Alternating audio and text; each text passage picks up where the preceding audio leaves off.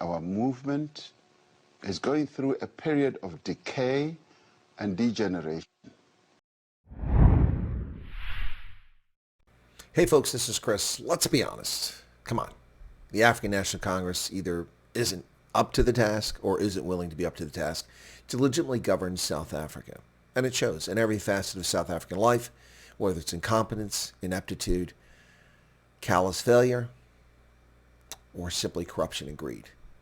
Inability to conduct intelligence, to do public policing, to prosecute criminals, to incarcerate criminals, to develop macroeconomic policy that benefits all South Africans, or run and administer schools, deliver textbooks, provide anything, any semblance of order whatsoever. It's simply missing from the African National Congress. Now, belatedly, the African National Congress, after at least 15 years of utter decay and decline into pervasive, widespread corruption and malfeasance. What do we hear from the ANC Nicklin? This is what Cyril Ramaphosa had to say. The Nicklin recognized our movement is going through a period of decay and degeneration. The ANC has been able to extricate itself from similar situations in the past. It is important not to lower our guard against counter-revolution. Well, the fact that you're speaking about counter-revolution shows what a fraud you are. Counter-revolution to what? To your malfeasance, your poor governance. You're a disgrace to the liberation movement, the entire African National Congress. It is important not to lower our guard against counter-revolution. Whatever moderates and genuine liberals were in the party seem to have disappeared in their entirety. And you have absolutely no idea what you're doing. While South Africa crows about launching its own satellites within 4 years, which is a joke, it has people who only need to pass 30% in 2 courses to gain entrance into university and only need to score 40% in their first language in order to have a passing mark. 30% in a second language. It's ludicrous. It's embarrassing. It's disgraceful. Who wants an engineer who got 35 on their math test? That's not the person I want designing bridges that I have to drive over. No way. And while he runs around with his nonsense about vaccine apartheid, he says Africa should no longer be the last in line to access vaccines against pandemics. Africa should no longer go hand in hand to the Western world, begging and begging for vaccines that they just want to drip off from their tables. We will stand on our own. This we are determined to do, and this facility is proof of that. Now that we're talking about non-South Africa, along with non-Africa and non-Botswana, is a coalition of organizations for the advancement of health in Africa. Now the founder is a billionaire scientist and CEO, Dr. Patrick Soon-Shiong. Now, interesting because he was born in Port Elizabeth, but made his fortune in America, is now taking money that he earned in America to South Africa. Standing on your own with money profited from the United States. So not exactly standing on your own.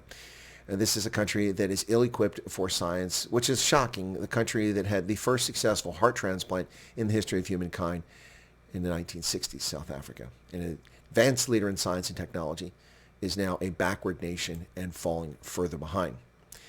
At least the ANC recognized that. But what's really happening here? Well, the ANC is a bankrupt organization, and South Africa is a bankrupt country. You don't believe me? Just take a look at the money that's poured into this country from multilateral lenders, the same institutions that are disparaged by the former finance minister and by the government and ANC at every turn. Yet the money has been pouring like an open spigot into South Africa since this pandemic began in 2020. In 2020 alone, folks, $285 million loan from the African Development Bank in 2020, a $1 billion loan from the New Development Bank, or BRICS Bank, in August of 2020, $4.3 billion from the International Monetary Fund in August of 2020. That was $5.6 billion dumped into South Africa in just a matter of weeks back in 2020. Where is that money? Where did it go? What was it spent on? A $1 billion loan from the New Development Bank in April of 2021, topping them off with $2 billion from the BRICS Bank. And just now in January of 2022, less than 9 months later, an additional $750 million from the World Bank. Now that's nearly $2 billion additional dollars in less than 9 months, for a total of $6.5 billion from multilateral lenders that we're aware of. There are also many other loans that are not publicly they're publicly disclosed, but no one pays attention to it. And here is a list of them: $180 million for Eskom's renewable energy, $200 million for Transnet's Durban port expansion back in 2018, 4 years ago, $300 million for renewable energy, $480 million for Eskom, $220 million for the Trans-Caledonian Tunnel Authority, $82 million for the Industrial Development Corporation, $500 million for the Roads Agency, $1 billion. I believe that's the $1 billion we've already talked about, another $1 billion here, plus $430 million for Eskom's battery storage strategy. This is absolutely insane. Where is this money? If people keep asking the question, how is South Africa continuing? How is the ANC getting along? Well, because this money is flooding into the country and they're stealing it and producing nothing from it. Where are the outcomes from these billions of dollars of generous terms given to South Africa? The multilateral institutions around the world are far from discriminating against South Africa. They're actually facilitating the racketeering operation known as the African National Congress. And it's a disgrace. It's an absolute disgrace, folks. This is a country that talks about putting its own satellites into space, a country that says that it will stand on its own for vaccine development. Why didn't you do it before? 28 years you've ruled South Africa, and now vaccines are important to you. In those 28 years, we've seen the H1N1 pandemic paranoia. We've seen Zika paranoia, West Nile virus paranoia. We have seen Ebola outbreaks in the Congo, in Uganda, in the Mono River region of West Africa, and the paranoia that came along with that. We've seen bird flu, swine flu. All of these things have broken out in those 28 years. Why suddenly now do you have to develop vaccines? You make it sound as if the West is the one that holds vaccines from you, when in reality, most of the jabs that go in our arms here in the developed world in the West aren't even made in America anymore or Europe. They're made in Asia, in China primarily, because there's no money in that. There's only money in this event that's going on now because of the way it's being handled by political parties and governments around the world.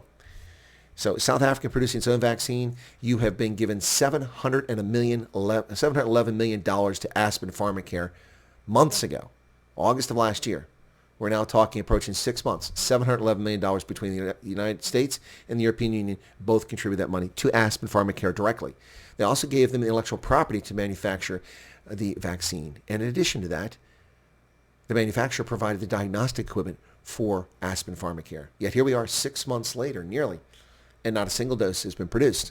So not only will you not develop vaccines on your own because you're useless, lazy, and have an untrained workforce, Cyril Ramaphosa, but when given the intellectual property, nearly $1 billion cash in hand, and the diagnostic equipment, 6 months later, you still can't produce something, and you whine about vaccine apartheid.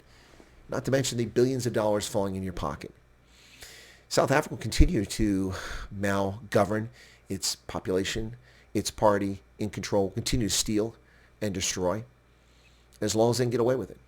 And as long as multilateral lenders give South Africa money, because they're never paying back these loans, as long as they give them money, the gravy train will continue. And that's the bottom line. If you don't like the gravy train, then stop the World Bank, the IMF, the African Development Bank, the New BRICS Bank, and any other multilateral lenders from giving South Africa money. But don't worry, their friends in Beijing will bail them out too, because there's just too much of value in South Africa for the Chi-Coms to let slip into oblivion. And that's the analysis on the debt situation in South Africa, folks. If you're not subscribed, become one. Smash the button right down there. And be sure to follow us. Thanks a lot. And you can go to Linktree and find Indaba Africa there on Linktree. And you'll find all of the social media presence across the World Wide Web and net. Cheers.